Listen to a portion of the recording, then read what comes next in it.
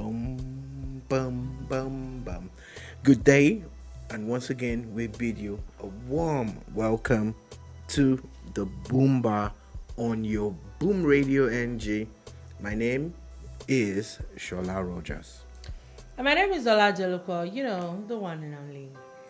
Good morning, good afternoon, good evening. It is the Boombar, like you said, on your Boom Radio NG, and we are having it's a very interesting day.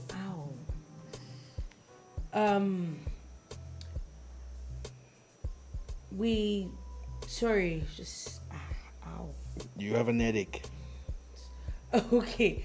Anyway, there is a lot of things that we're going to be talking about today. We know that politics is definitely on the front burner. Also, but there's a little bit of things that we'll talk about from here and there. I know that there are a few deaths, sadly, all over the world. There are a few stories of that. There are a few sports stories, how somebody is paying, I think, some crazy amount of money to watch for a ticket to watch Ronaldo and Messi. I don't know if it's really worth that amount of money, but anyway, there's also some very how do I say it now? There's also some very dirty business going around after one person started said something on a podcast, and now it has become a national issue. It's when are we starting our own podcast? We could have. It's for us to get back to posting it. Even this one going at this point. You cast it. Oh no, but because podcast is about to start World War III. Anyway, so those are things that we're going to be talking about. That and a few other things we're going to be talking about today at the bar. So sit back, relax, enjoy. I hope that as time goes, we'll definitely, what's the word now? It will be worth your while. It definitely will be worth your while, because at the bar, what we do is not just to analyze, we also prefer solutions. We balance our stories, look at things from different perspectives, and also, you know what? Keep watching. Okay, before we go into the political stories and all, so it looks like there might be a new buyer for Manchester United. You remember that? I think that there was a few weeks ago where there was talks about it being up for sale.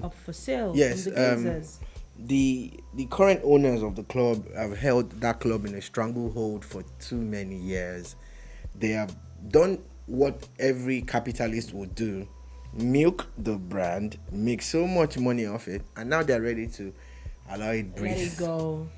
And if you don't agree with me, it's all right. One of the things that I always point out to people is how the Glazers, took over a club that's worth so much in the world and put all their own external debts on the club. So you can imagine how much money has been coming through the club, but it doesn't really show. What they do is, when there's a little bit of noise, they're just going to quickly buy one big player in quote and let the the club struggle. So they've held the club in a stranglehold, and it's a good thing that they're about to sell that club. Came off the Cristiano Ronaldo interview and all the things he said about how things had not really changed at the club since when he left and and now that he came back there, then he left again. So I think it's a good move for them. Now Sir Jim Ratcliffe he's got the money, but they're talking about other people joining him. Lewis Hamilton, the Formula One driver, and a couple of other people are willing to put their money right there. So we'll see how that one goes. And I'm talking about Cristiano Ronaldo. It's no longer news that there is going to be an unofficial El Clasico. Basically, it is going to be between Saudi's best 11. Basically, not totally just people from Cristiano Ronaldo's new club. I heard that there's also going to be a few other people. I think you're off mic. A few other people from their, I think the rival team as well. They're going to be playing, but they're going to be playing with players from PSG. And I think yes, PSG is a formidable team. It's just not about Lionel Messi alone. Kylian Mbappe is going to be playing as well. Sorry, I'm trying to remember his name. This Moroccan. I can't remember his name. Why? Is he a PSG player? Yes, that's what PSG is playing. Selected 11 in Saudi Arabia. 11 in Saudi Arabia. So PSG's team is a formidable team. So definitely Saudi Arabia needs to come up with. We know that Cristiano Ronaldo is going to be the captain of the team. But of course, we know Cristiano Ronaldo is just one person. So we want to see how all this will pan out. But the story today is that there is this particular business tycoon that has won an auction charity ticket that is worth about $2.66 million. And this is a ticket to watch the game. And they're saying that this ticket is, all the proceeds of this ticket is going to charity. But this ticket is not just worth the game, it's also that he's supposed to take pictures with the players, and he's also going to be granted access to the back room, to the locker room and all that. So, but is it really worth it? So, first things first, I would like to state my disagreement with whatever description Dolupo used in describing this game, talking about the classic. Clásico is Barcelona, Real Madrid. Case closed. Yeah, right. Now, there's no Clásico without Ronaldo and Messi. The Clásico was before them and it will continue after them. For people like you that only met the Clásico when they were playing, it's fine. It's a generational thing. It still happened a few days ago. Nobody was talking about it. You're the one that's not. The stadium was packed. It used to be an event. Look, it's a generational thing. We understand. Young people think the world started when they got to where they were. It's all right. Yeah. We've been watching the Clásico for years, so it's still the Clásico. So there's no Clásico between Al Nassr and PSG. There will never be. Now, the Saudi 11 is a standard practice when foreign teams go to other countries, pre-season, mid-season, or whatever thing. It's always a thing. It happens in America. I think it happened in South Africa one time when United and one other team went on tour, and they even came to Nigeria and all of that.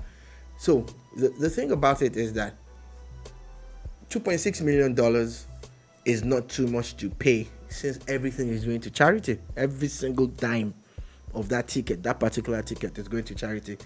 Again, it's not a problem when you can afford it. You know, actually, 2.6 million to, take pictures with Ronaldo and Messi, and a couple of other Mbappe. Ronaldo and Messi and a couple of other. Excuse you. Young guns. Excuse you. It's not too much to pay, because every dime is going to charity. The match will be played at the King Fahd Stadium, 70,000 seater. But the story is about just one ticket. That's the power of $2.6 million. It is what every dime. I think that the honest truth is that, like you said yesterday, it's not about the money.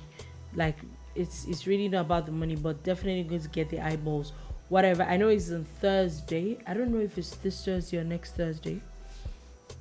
But whatever day it is, whatever eyeballs they're looking for, they're definitely going to get it. At least finally, all of you that like watching games free online with the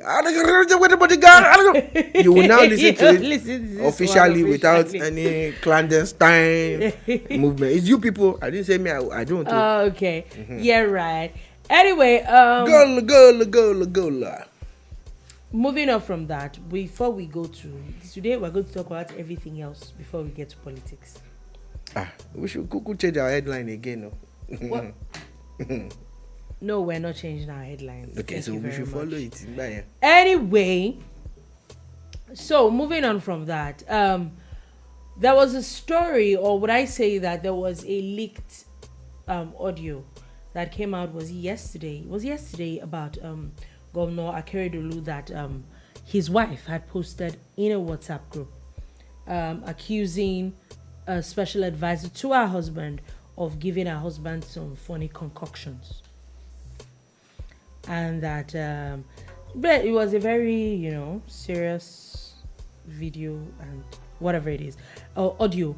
Anyway, now Governor Akeredolu has come out to say that there's no cause for alarm, that he's fine, he's recuperating very well, and that so the first thing is that they're not denying that he was ill.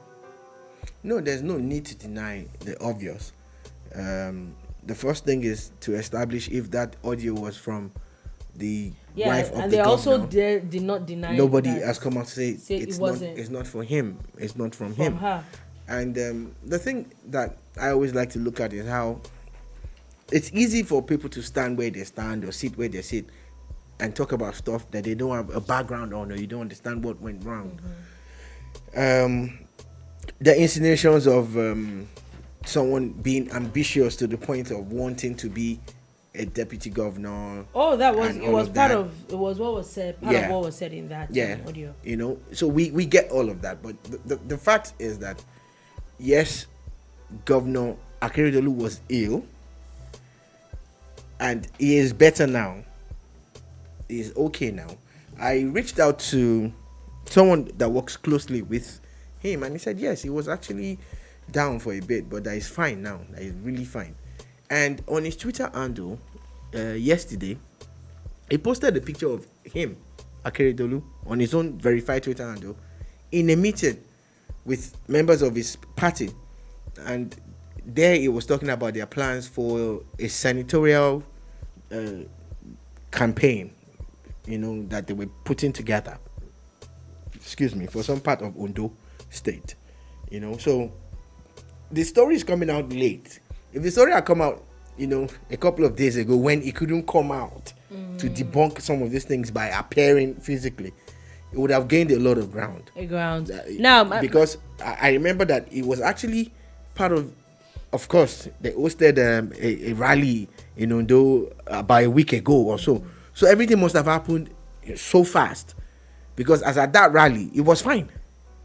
Okay, so I have an issue with, if as of now the First Lady or even the government itself have not come to debunk that video, it means that to a large extent, the audio, it was the governor's wife. Yeah, it was Governor Akeredolu's wife's voice. My issue with that audio is that according to stories, or even if you hear it, it was posted on a group. What was she thinking? Look, only she. It's a group. What did you think was going to happen? Nobody was going to share it. What she wanted to happen has happened. Only she understands what she was trying to achieve. But again, you are the wife of the governor, and you must have heard or learned something that was so worrisome to the point where she posted, a voice note, trying to tackle certain issues. I think it was completely, in your opinion, it was completely. It needed a bit more tact. Okay, so that's your opinion. Or it could, or more like it could have been dealt with nicer. You didn't have to post it all over. There are times when with the benefit of hindsight, we can analyze things as, you shouldn't have done it this way, you shouldn't have done it that way. But there are times when actions are taken, and when things go wrong, they say, thank God you said what you said. Thank God you did what you did. Because if it had gone a certain way, we wouldn't have known that it was going this way or that way. I know people would criticize and say, oh, the wife of the governor should have handled it in a different way. I think so. And all of that. That's their opinion. They are entitled to it. She's the one whose husband was ill.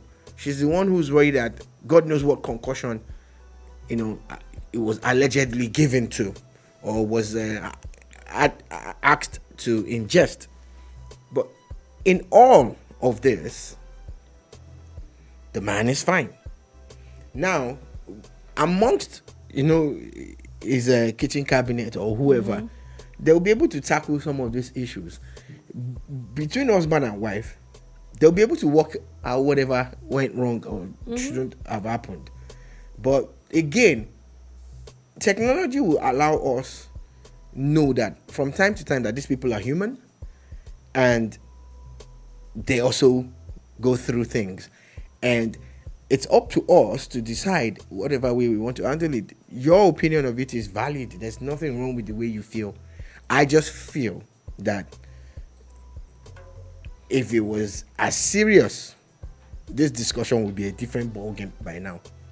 If they had gone a certain way and Governor Akeredolu, God forbid, did not recover on time or did not recover at all, it will be a different ballgame entirely. Nobody will be blaming the wife for screaming at the top of her voice that someone has given her husband some kind of concussion.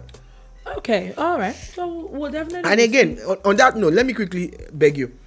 This happens to us, all of us, especially Africans and Nigerians. I don't know about the other continents, but I think they do too. We seem to have a remedy for everything. And these days, we need to be more careful. I'm not saying that every concussion or agbo or whatever is wrong. It's bad. I'm just saying that these days, just be more careful, be more circumspect, because you never can tell. Some people have one cure for everything. They don't have any kind of experience. Yeah, you see those things. It's the same thing that is curing they're recommending HIV, that is curing fibroid, that is curing cancer, that is curing. Let's become just for me. Be careful what you ingest. I've never really been a fan of, and why is that? I never grew up with the idea of agbo, and I remember very, very well. There was one thing that my mom always said, that she was never really against the idea of agbo, but the fact that it has no dosage. Did you ever hear about the Swedish bitters? Yeah. It's like agbo. Yeah. But well packaged and refined, right? Nah, even those ones too. Okay.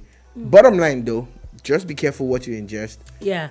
Let's be careful. There's too many things. Whatever it is. I know I've been seeing a lot of stories on social media, a lot of doctors coming out to say that the idea of agbo jedi or something that a lot of people ingest these days cause a lot of liver damage, kidney damage, and all those things. And because they're really unregulated, as much as a lot of those things have curative stuff in them, there is also a lot of impurities that needs to be refined. That's the difference between your medicine. Constantly, we need to remind the policymakers, the Minister of Health, the Commissioners of Health, and all of that. It is time to help our herbalists refine what they have. They have some very efficacious herbs. Let us not get it twisted. Yeah. The bulk of the herbs, the tablets that you're buying, some of them are made from herbs. Oh, too. Yeah. All of them. A lot of them are gotten from this thing. So, it's time that we stopped, looking at our own from afar. Help them. Get involved. The point. Work out the pharmacology or whatever grammar that it is, so that we can also create another avenue for healing people and driving up income for another sector of Nigeria, exactly. So on that note, let's move on. So we're not saying that agbo is completely bad. We're just saying that it's time for us to refine what we give to people. Also, now talking about governors, the governors of 36 states have now planned to meet the Central Bank of Nigeria governor on Thursday. That would be tomorrow, over the present withdrawal policy and the redesigned Naira Notes. I think it's bad timing on their own part. Yeah. I think that it's a little too late. Yeah, it's really not going to achieve much. I stand to be corrected. Then again, the most intriguing part of this meeting for me is that it's a virtual meeting. Okay. Virtual. Okay. Where is Godwin Emefiele? I heard he's back. They said he's in his office. Yeah. They said he's fine and everything. Let them have physical meeting now. The NGF is they're probably meeting in Abuja. This CBN headquarters is probably in Abuja. So why can't I have a physical meeting? The issue for me with this is the one that even shocks me, and I feel that CBN is sleeping on. I know that was it last week or a week ago. About a week ago, they were going on about how banks need to stop putting old notes into the ATMs and all that. Last I checked, this old notes matter is still going to stop on the 31st except January. Except there's a new change that I didn't know. But as of yesterday, I used the ATM. Every single cupboard I got, which I have not used in more. It felt weird. Yeah. It actually did feel weird though. But I now remember that why do I still have old notes? It didn't click. And I'm like, so this cash that I have now, I have to finish spending it. But it's not just about me. Don't spend it now. Bring it. No. Let us help you. Wait, hold on. The cash that I have, if let's assume on the 30th, I have it till on 30th of January, and I give it to someone. So on the 31st, this person has to find a way to get it into a bank. Give it to me.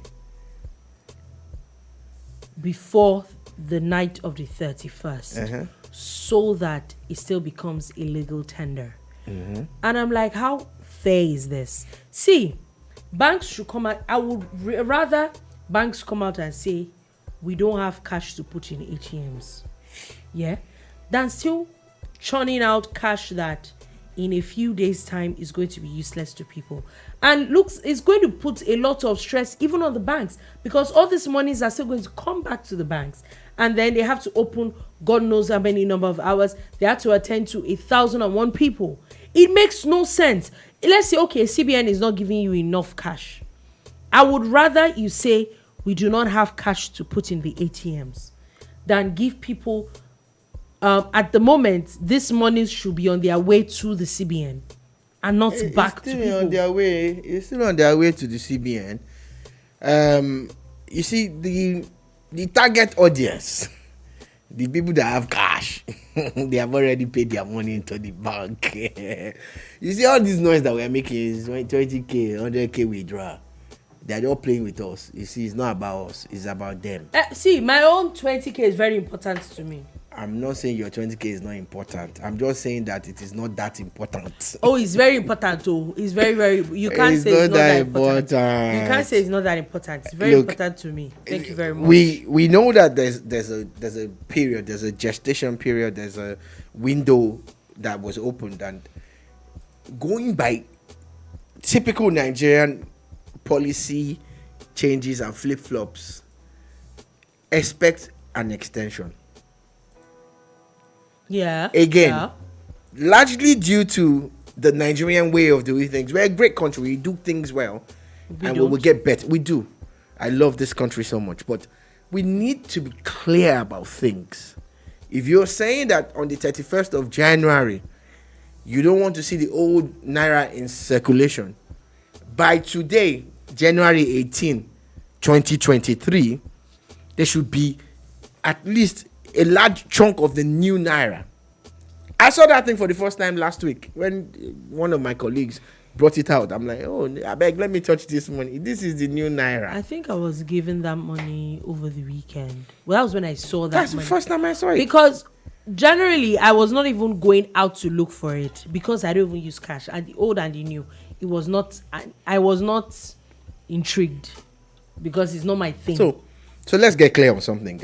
The CBN is failing in its plan to change from old to new Naira, and it's not looking good. The fact that the ATM machines are still being loaded, the fact that people are still going to the banks to withdraw money over the counter and they're still getting the old naira, does not show how serious the CBN is. So, just like we always do, again, when they said it was a pressure and whatever, expect some kind of, even if it's 1 week, you will hear it. I hope that they will prove me wrong this time and let there be no extensions to this thing. But make sure that people who have money have access to their money. Money is hard to earn in this world that we are in. Yeah. So people cannot earn money, put it in the bank, and can't get access to it. That means you failed. You're failing. You know? So if you knew you didn't have the capacity to roll out the naira, why did you start it? Let people have access to their money. Let people have access to their money, yeah. Okay, let's move on from that quickly. And let's move on to something that, as we're saying, a lot of things need clarity, yeah. So we're going on to something else that needs clarity, as a particular senior advocate of Nigeria is asking for clarity. At this time is asking the Independent National Electoral Commission, Olisa Agbakoba, is asking the INEC, the Independent National Electoral Commission, on clarity on Section 134 of the Nigerian Constitution. And you're wondering, what is Section 134? Now, it said that the section held that a candidate for an election to the office of the president shall be deemed to have been duly elected where there being only 2 candidates for the election. It has the majority votes cast at the election, and it has not less than 1/4 of votes cast at the election in each of at least 2/3 of all the states in the Federation and the Federal Capital Territory, Abuja. A candidate of an election to the office of the president shall be deemed to have been duly elected where there be more than 2 candidates for the election. He has the highest number of votes cast at the election, and he has not less than 1/4 of the votes at the election in each of at least 2/3 of all the states in the Federation and the Federal Capital Territory. That's what the section says.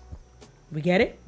Now, he is saying that, having reviewed the section carefully, subsections 1B and 2B, and he has wondered if 2/3 of all the states in the Federation and the Federal Capital Territory means that a presidential candidate must score not less than 1/4 of the votes cast at the election in each of at least 2/3 of all the states in the Federation, which means 24 states.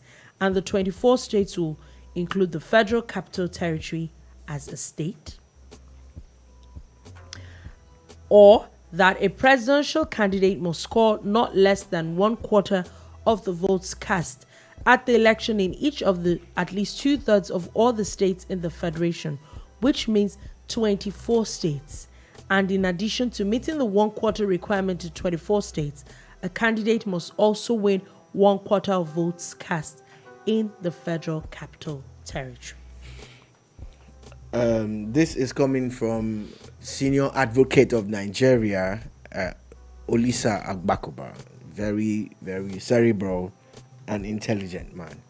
The thing is, at times we gloss over things. Oh, it's 2/3 of XYZ, 24 states and all of that.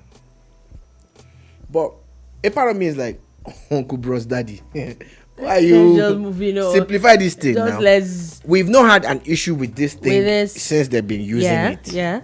Maybe because there's really not been an issue of whoever wins has always won more than 2/3. So it has never really been an issue. But it could also actually be an issue. And let the issue come now. There's answer inside the Constitution. No, but now he's saying INEC was talking about a runoff yesterday at Chatham. Yeah, but which makes sense. Now he's saying that is including Abuja or not? Is it including Abuja? Is it and Abuja or with Abuja? So what is written there? It's actually not what's the word now? It's actually not stated All it says is and Abuja. No, so what he's saying is that because 2/3 of 36 states is 24, 2/3 of 37 is not 24. Yeah, what is it? 24 point something. Exactly. But so does it mean that you need 2/3 of the 24 states and Abuja, meaning that you must also have 25% of votes in Abuja? So, what is written in the Constitution? It is not clear, and this one I actually think I agree with. Did you say and with in the Constitution? It says it's written down. And the Federal Capital Territory. And game over, case closed. No confusion, no ambiguity. And so you need 25% in 24 states. And Abuja. And it's there. So you have to have 25. So the President Buhari because I know that the APC did not actually win Abuja. They can fail to win a state and still get the required number of votes in the state. So you don't get my point. What I'm now saying is that, are you saying that if maybe somebody wins, let's take for example, you have 25% in 28 states, but you don't have 25% in Abuja, what does that mean? It means that you have not won the election. And this is a very dicey and matter. It's not. I think so. We are discussing, 2/3 majority in this and that and all of that. Good question by Senior Advocate of Nigeria, Olisa Agbakoba. But again, let us wait for the response of the electoral body, INEC. Let's see what they're going to say about and how this, they're going to explain this. Yeah, makes sense. I think it's a very pertinent question. It's something that probably needs to be asked, and we know that there's a lot of ambiguity in our constitution. So if people are asking these questions right now, it is better if it is being asked now and it is being looked into now, and if INEC needs to give us a clear-cut answer on that. And talking about elections and all, I was going to go on to talk about a video that popped up, was it yesterday or 2 days ago, talking about people, a particular Nollywood actor going on about the amount of voters in Nigeria and the amount of Igbo voters in Nigeria, and people need to not move around and all that, and people need to stay put. That with they have about 30 million voters. With his findings, there are about 30 million Igbo voters all around the country, and they need to stay put, and it is in that way that they're going to win the election. Yeah. And so what's the issue? Now, my issue is... Are we discussing this now? Oh, yes. Okay. And now, my issue is that why... It sounded very tribalistic. Okay, if you're just joining us, this is the Boombar on your Boom Radio NG. This segment here, we want to discuss a video, she said a Nollywood, by Kanayo O, who is a staunch supporter of the Labour Party candidate Peter Obi. And Kanayo released the video. I think it's about 7 minutes long or thereabout. And in that video, like Dolupo said, she has summarized some of the things that he said. He said a lot. People have said it's tribalistic, it's bigoted, or it's whatever. But no matter what you say, what are the facts of what he said? In the southeastern part of Nigeria, there are about 10 million plus registered voters in the southeast. Understanding the way Nigeria is at the moment, you get how the metropolitan parts of Nigeria is a mishmash of people everybody from different parts of the country. Yeah. You go to places like Port Harcourt, Benin, Lagos, Ibadan, Abuja, Kano, Kaduna. Yeah. I've mentioned 7 cities, not states now, cities. Yeah. It's a mishmash of all Nigerians. You'll find them there, I stand to be corrected, but you'll find all Nigerians there. Now, there are a lot of things that we always say that sounds at times normal. Oh, there's a particular tribe that is this and there's that. The mistake we make is that there's no tribe that does not immigrate or go in search of greener pastures. Yeah. In virtually every major city in Nigeria, you will find a place called Sabo. Yeah. Now, the Sabo that you're finding is always dominated. Oh, it's a major settlement for Hausas and Fulanis. People from the northern part of Nigeria. Yes. You will find a Sabo in virtually every major city in Nigeria. Oh, yeah. In most parts of the southwest, apart from the Sabo that actually happens deliberately, I don't know how that northerners do it, but it's always a deliberate thing. Yeah. Apart from that, you find that there's a large chunk of people from everywhere. Take Lagos as a melting pot, former capital city, like Calabar was, but you will not find the blend of people you find in Lagos in Calabar. Mm-hmm. Lagos has a large chunk of everybody. Everybody. What Kanayo is saying, I've deliberately laid this background so that we can look at things with an open mind. Yeah. What he's saying is that Igbo people are known predominantly to, do business in different parts of Nigeria. They're everywhere. And he's saying to them, rather than give in to pressure of people say, oh, they're going to attack you, some things will happen to you, then you run back to the east. And if you have registered to vote in that part of the country where you live, stay where you are. Stay there to vote. Don't let them intimidate you or fool you into leaving. That way, they'll be able to garner these 30 million votes.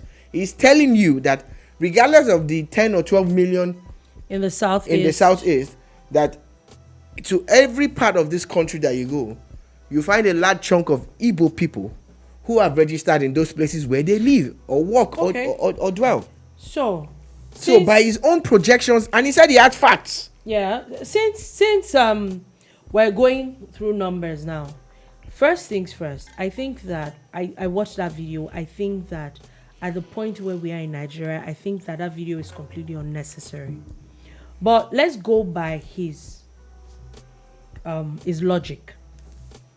If you're saying that all these other places where there's Igbos are in the southeast, southwest, let's not even go to the fact that you're making it seem like it's only Igbos that need to vote for Peter Obi, or it's only Igbos. There are Igbos that are not going to vote for other candidates. He also said that he's encouraging Igbo people to support Peter Obi, that Peter Obi is accepted by non-Igbos.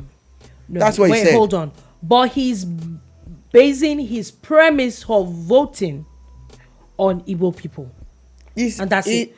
He's asking for Igbo people to join the rest of Nigeria. Oh, really? That did not sound like what I heard. Anyway, with what he's saying, as much as he's saying that there are about 30 million Igbo voters, if we go by what he's saying, that there are also Igbo people all around Nigeria, let's not forget too that the 10-point-something million people in the southeast is most likely not just Igbo people. But a large chunk of them are Igbo. No, because you cannot come and tell me that you know of a lot of people, and I'm just trying to be factual. No, and that's what I'm saying. Let's go by. You know of a lot of people who actually live in the southeastern part of Nigeria who are not Igbo. Okay, so like you had said earlier, there is a Sabo in virtually everywhere around. Mm-hmm. Are you saying that there are no Yorubas or there are no Hausas that live in the southeast? They're not as much as they are in other parts of Nigeria. Okay, so it's safe to say that there are more Igbos everywhere else than there are more Yorubas and Hausas in the southeast. Yes. Let's even go by that premise. Yes. Let's go by that premise. And they're saying there are 30 million, meaning that of this 30 million, they're all Igbo people. That's what he's saying. That's what he's saying. Yeah. We have a voters register of 90 something million. About 96 million. About 96 million. Yeah. When you remove 96 million from 30 million, if he is the way he's going on about it, that already comes off as being disadvantaged. How? Sorry. How?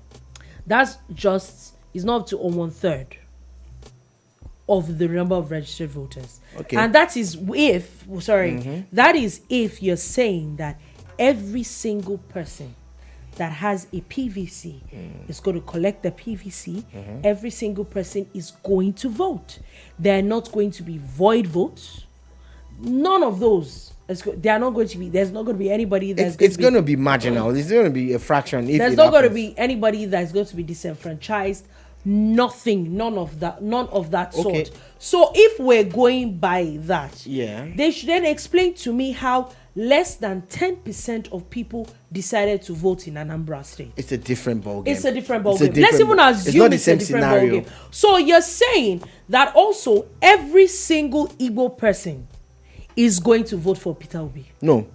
What Kanayo is saying and what I am listening to him say is that the bulk of Igbo people will vote for so Peter if we Obi. go by that premise, then we can say that the bulk of the Yoruba people are going to vote for Tinubu and the bulk of the Hausa people are probably going to vote for Atiku or Kwakwan. So wait, because you're not allowing me get which a now word means in. that you are at a disadvantage. No, they're not. Based on his own calculations, they're not. 96 million plus voters. Let us say there's a 100% turnout of voters. 30 million of 96 million is a large chunk. That's a lot. It's not up to 30%. That's a lot. It's not up to 1/3 of that. It's not up to 30%. It's not up to 1/3. What's 30% of 96 million? Yeah, 30. There's a whole. It's about more than 30%. Yeah, it's about 30%. There's still more than 30%. No, it's barely 30%. If you approximate and say 100 million voters. No, it's not 100 million voters because 96 divided by, when you divide it in the first place, 33% of that, which is 1/3, is going to give us 32%. Thank you very much. 32 million voters. So you can't write off 2 million voters. But you can't say it's not up to 30%.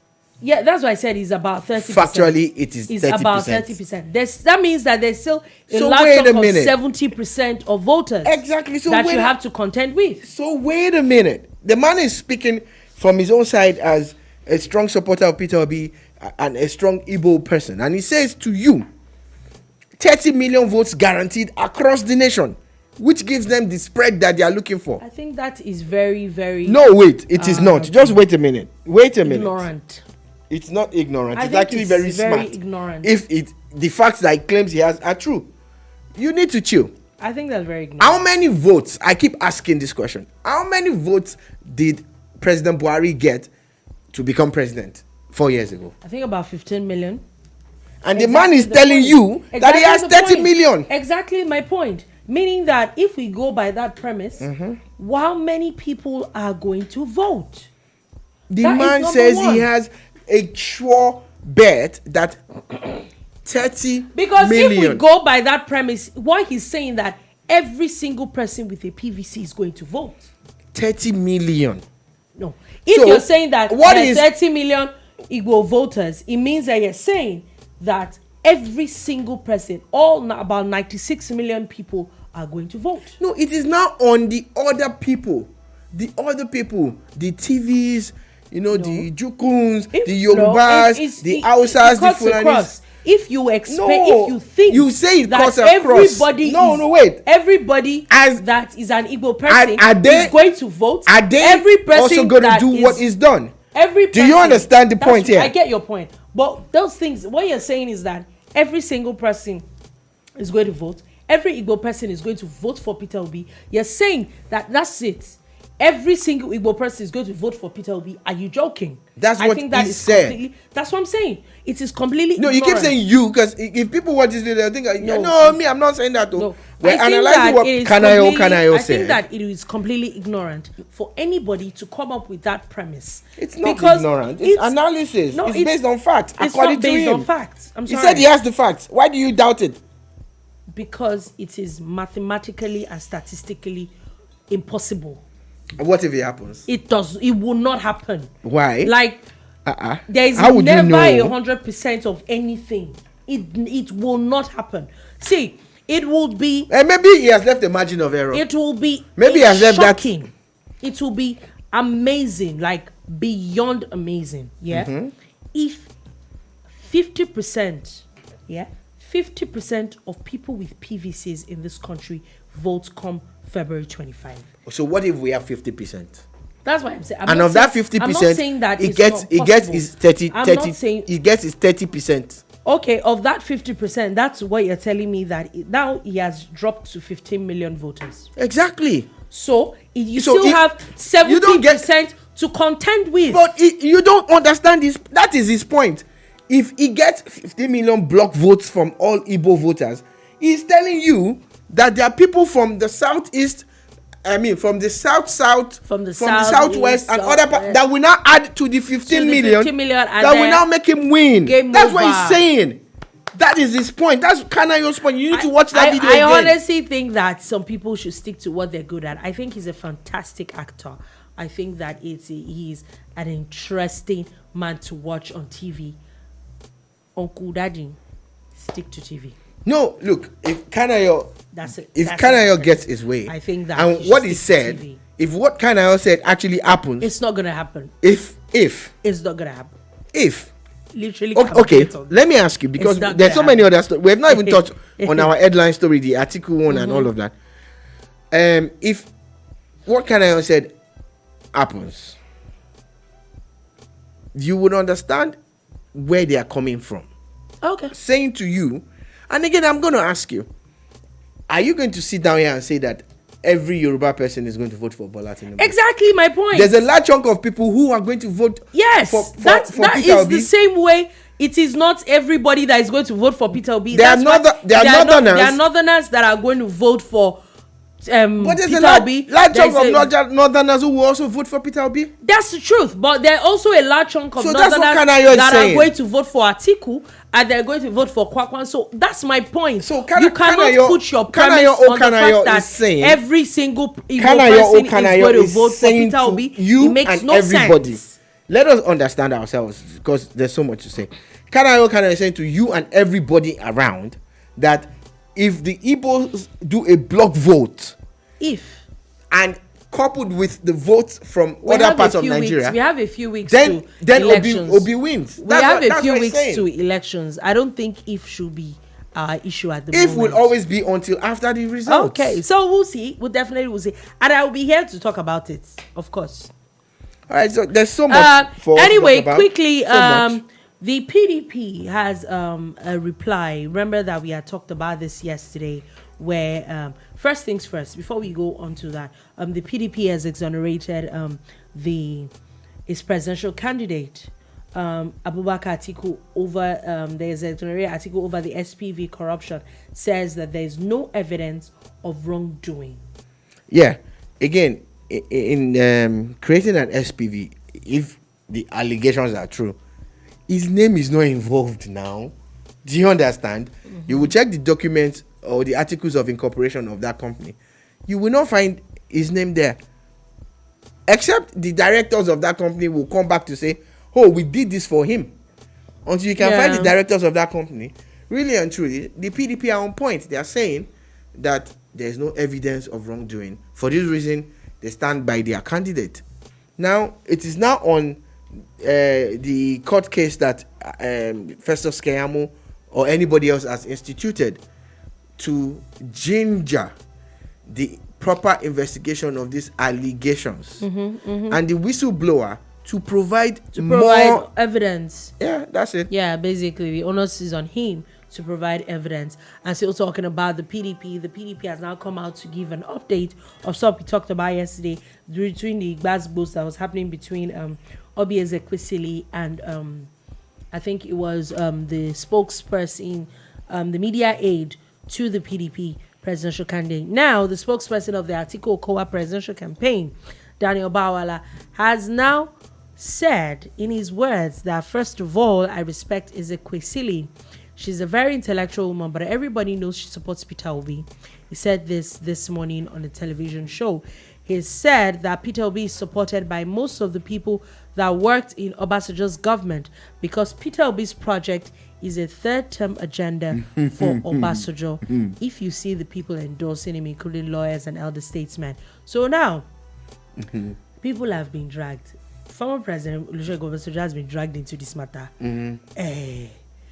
Peter Obi has been dragged into this matter. People that were on their own, you just sit on your own, and then Igbos just come and hit you. What did they do? Well, Daniel Bwala is doing the job that he was appointed to do, which is, of course, to defend his principle and all of that.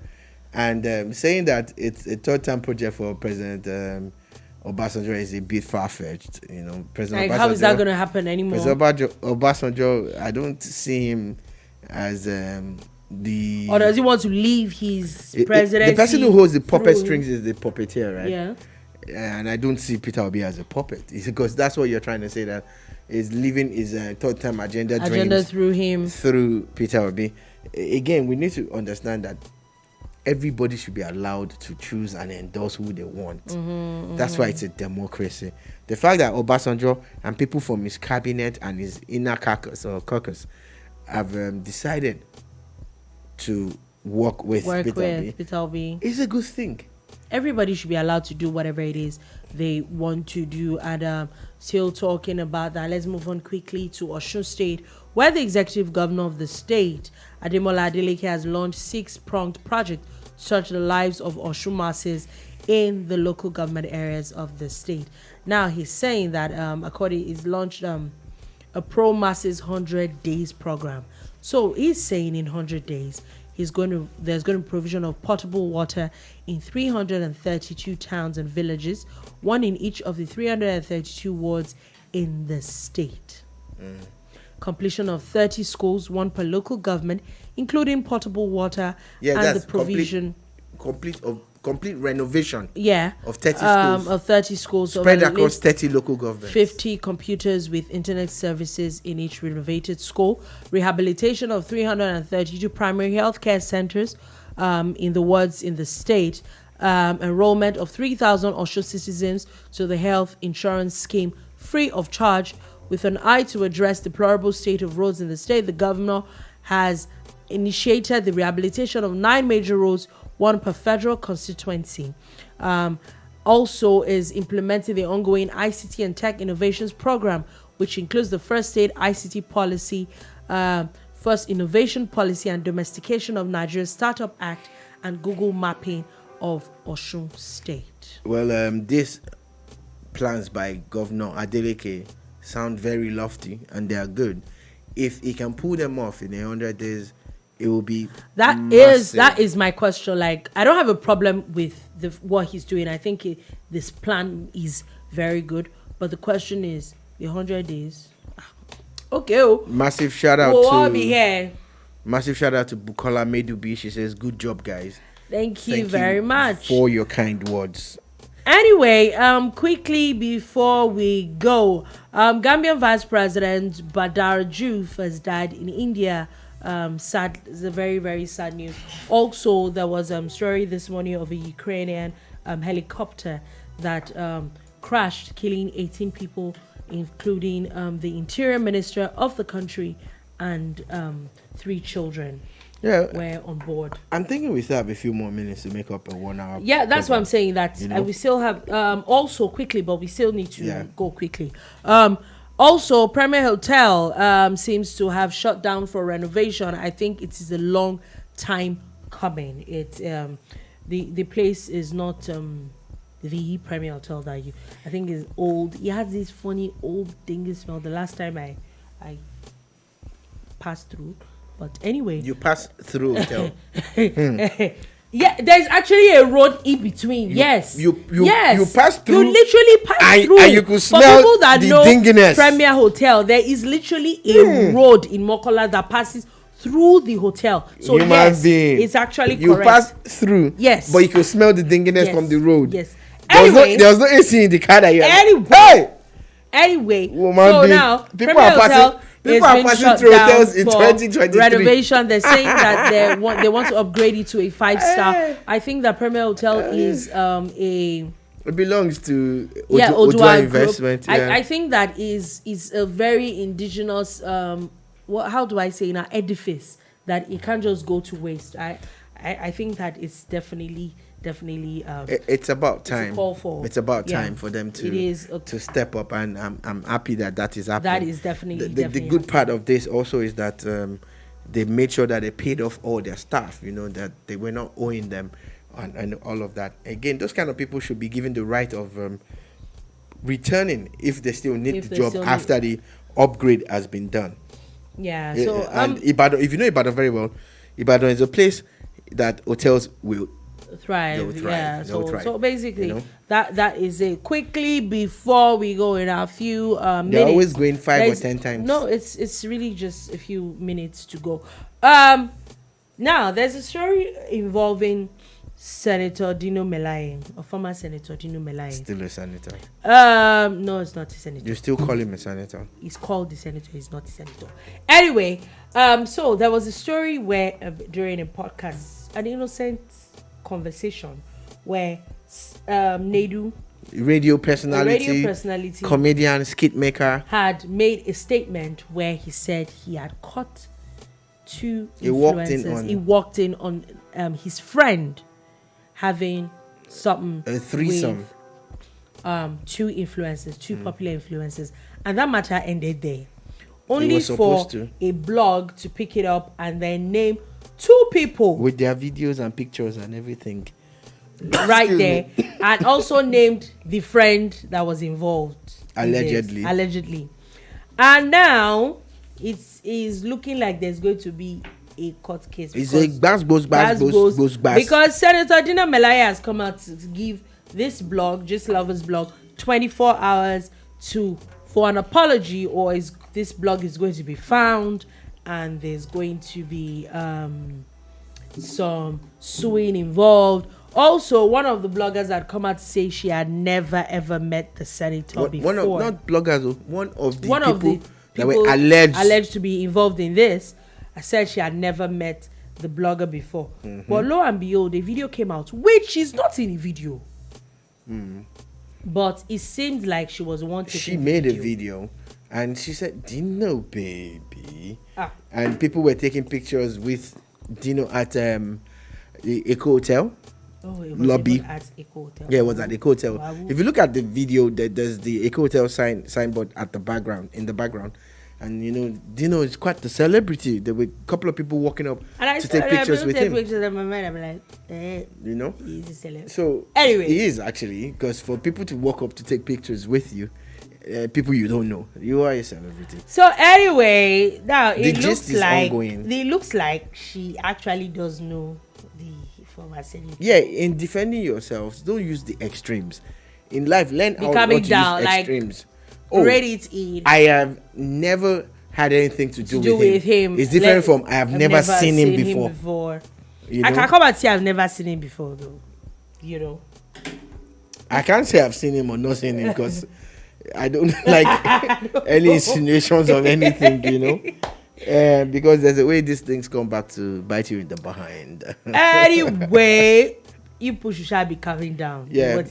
I know that this conversation is not going to end. That we are still going to follow. Oh, the gist is definitely not ending. We're definitely going to come back tomorrow to give you more of this gist. But on that note, that is all we're able to take today at the bar. Thank you for listening. Thank you very, very much for watching. We'll be back again tomorrow at 3 p.m. West African time to give you another wonderful edition of the bar. Please do have a nice day.